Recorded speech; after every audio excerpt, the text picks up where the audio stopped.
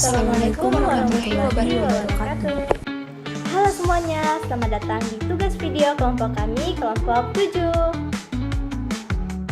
Pada video kali ini kami akan membahas tentang metode ilmiah subjektivisme dan objektivisme. Di dalam video ini juga kami akan menjelaskan terkait kajian pustaka, analisis, dan argumen mengenai topik pada kelompok kami. Ilmu pengetahuan merupakan upaya manusia untuk mencari pembenaran, membangun konsep dan teori sebagai landasan berpikir yang dapat diterima oleh akal. Dalam filsafat, teori kebenaran dibagi menjadi 3. Ontomologi membahas hakikat keberadaan, epistemologi membahas hakikat dan lingkup pengetahuan, dan aksiologi membahas nilai dan kegunaan pengetahuan. Epistemologi menjadi pusat dalam memahami hakikat ilmu pengetahuan, karena di dalamnya dibahas bagaimana pengetahuan diperoleh, dibenarkan, serta dibedakan antara pengetahuan ilmiah dan non-ilmiah. Metode ilmiah adalah landasan utama dalam memperoleh pengetahuan ilmiah. Tidak semua pengetahuan disebut ilmiah. Pengetahuan baru menjadi ilmu jika diperoleh melalui metode ilmiah yang sistematis, dapat diuji dan dapat dipertanggungjawabkan secara objektif. Dalam tradisi barat, metode ilmiah menekankan objektivitas hasil penelitian, baru bebas dari bias pribadi dan dapat diverifikasi oleh pihak lain. Sementara itu, dalam tradisi Islam, metode ilmiah tidak hanya terbatas pada objek fisik, tetapi juga mencakup objek non-fisik melalui metode observasi, logis, dan intuitif. Dua pendekatan utama dalam metode ilmiah adalah subjektivisme dan objektivisme. Subjektivisme menekankan peran pengalaman dan keyakinan pribadi dalam membangun pengetahuan, sedangkan objektivisme menekankan bahwa pengetahuan harus memperoleh dari persepsi individu dan didasarkan pada fakta yang dapat diamati dan diisi secara universal. Materi selanjutnya itu pendahuluan. Metode ini merupakan cara sistematis untuk memperoleh pengetahuan yang dapat dipercaya. Dalam penerapannya, metode ilmiah seringkali dikaitkan dengan dua pandangan epistemologis penting, yaitu subjektivisme dan objektivisme. Subjektivisme menekankan bahwa pengetahuan dan realitas sangat dipengaruhi oleh pengalaman, persepsi, dan sudut pandang individu. Dengan kata lain, apa yang dianggap benar atau nyata sangat bergantung pada interpretasi pribadi seseorang, sehingga setiap individu dapat memiliki pandangan yang berbeda terhadap suatu fenomena. Contohnya, seseorang mungkin merasa mandiri, memberi uang lebih kepada kurir adalah hal yang benar karena berdasarkan perasaan empati pribadi, meskipun tidak semua orang sepakat dengan pengalaman tersebut. Sebaliknya, objektivisme berpendapat bahwa realitas dan pengalaman bersifat independen dari pandangan subjektif manusia. Realitas dianggap ada secara empiris dan dapat diukur atau diamati secara objektif tanpa dipengaruhi oleh perasaan atau pendapat pribadi. Pendekatan ini menekankan pentingnya data yang dapat diverifikasi dan metode dapat direplikasi untuk memastikan hasil peneliti bebas dari bias.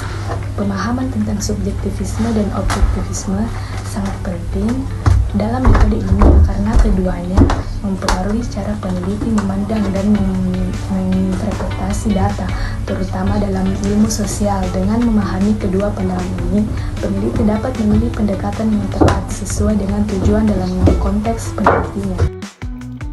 Oke, selanjutnya kita masuk pada bagian rumusan masalah.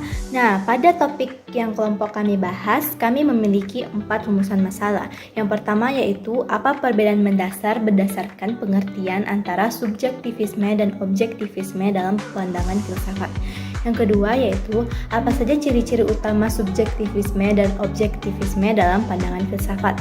Yang ketiga, bagaimana subjektivisme dan objektivisme dapat mempengaruhi cara seseorang memahami kebenaran.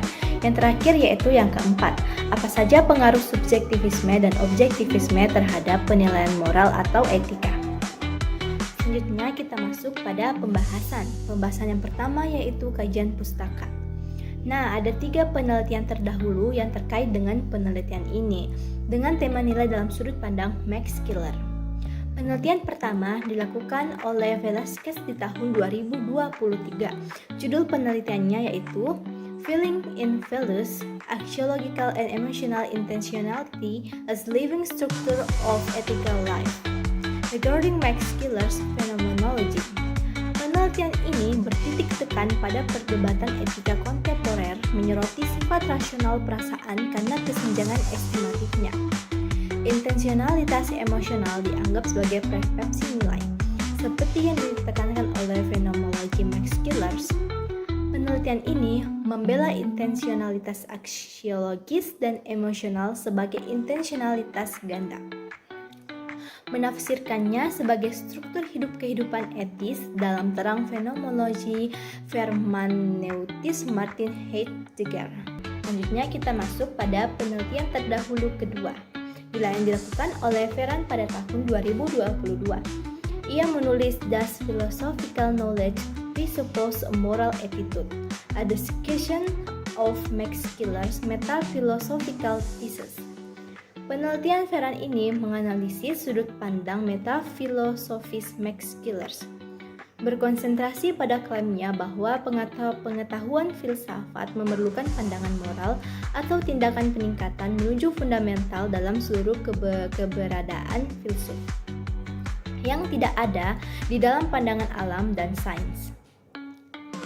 Penelitian terdahulu yang ketiga oleh Laksono dengan judul Skillers dan Apriorisme Material Nilai dalam Perspektif Media Massa, yang terbit di Jurnal Filsafat pada tahun 2016. Laksono mengontekstualisasi pemikiran Skillers dalam situasi media massa di Indonesia. Hal tersebut terkait dengan simbolis dalam media massa yang cenderung menginspirasi orang untuk melakukan kejahatan. Kita masuk ke dalam analisis. Hierarki nilai Skeller meskipun memberikan kontribusi yang signifikan terhadap bidang etika, beberapa masalah telah diidentifikasi. Salah satu isu utamanya adalah sifat kontekstual dari pengalaman nilai. Nah, Skeller mengamati bahwa jarang jika pernah suatu nilai diberikan secara terpisah dari nilai-nilai lainnya.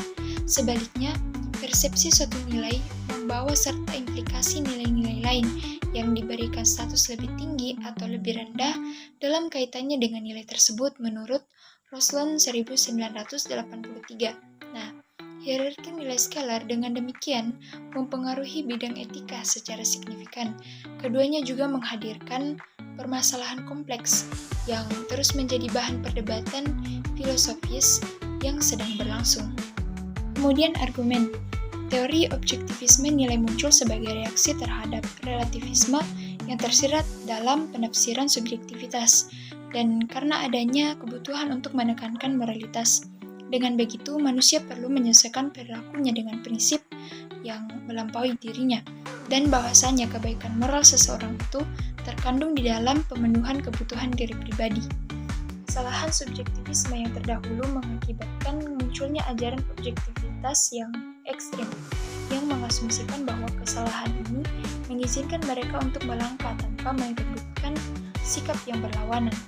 Subjektivisme, oleh karena itu, berangkat dari pengalaman. Ajaran ini kembali pada setiap unsur empiris, dan lebih suka menggunakan metode a priori yang memiliki keuntungan rangkap untuk meyakinkan diri atas objektivitas yang diasumsikan, sedang dicari dan memberi kepastian bahwa pengalaman itu tidak kontradiksi dengan kita.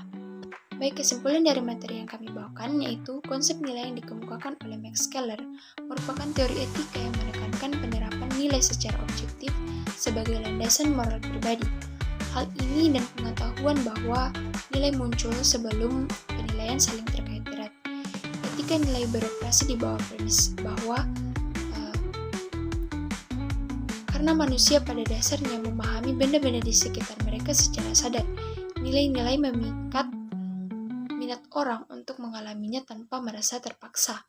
Di sini, intensionalitas diyakini sejak awal, memasukkan sentimen emosional ketika membentuk interaksi dengan sesuatu, bukan bersikap rasional seperti dalam gagasan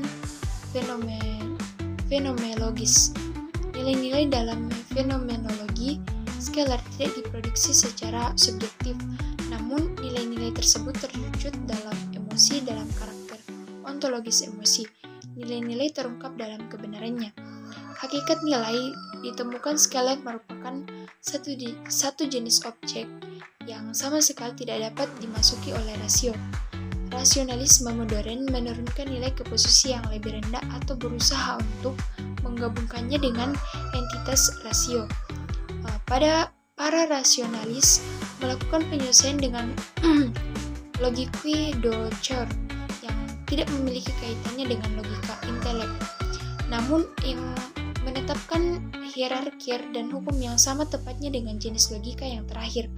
Dengan istilah yang khas scalar, nilai menyatakan diri pada kita melalui persepsi sentimental dalam preferensi, cinta dan benci. Bagi scalar, sentimen melaksanakan pengungkapan atau kebenaran dunia dengan cara yang pertama, tidak menyerupai objektivasi kesadaran. Kemudian yang kedua itu tidak mengacu pada dunia faktual murni, di mana nilai-nilai mempunyai makna ontologis.